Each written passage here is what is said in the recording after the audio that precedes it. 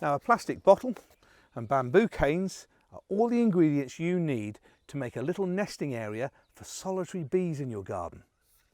First of all, mark off equal distances all the way down the bamboo cane and cut it off.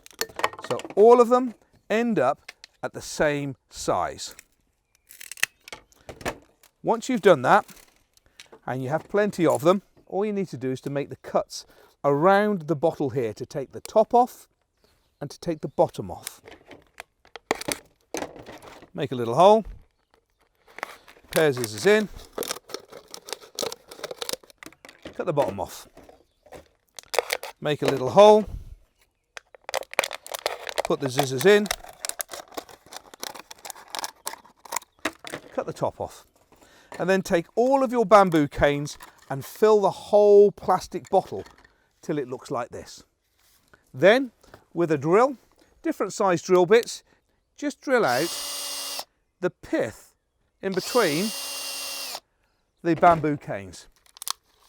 Now you've got a lot of little holes there, a little bit of string, and hang that up in your garden, and the little solitary bees will go in there and make a small nest, and then as the mother comes out she seals the end of that so you know you've got baby bees.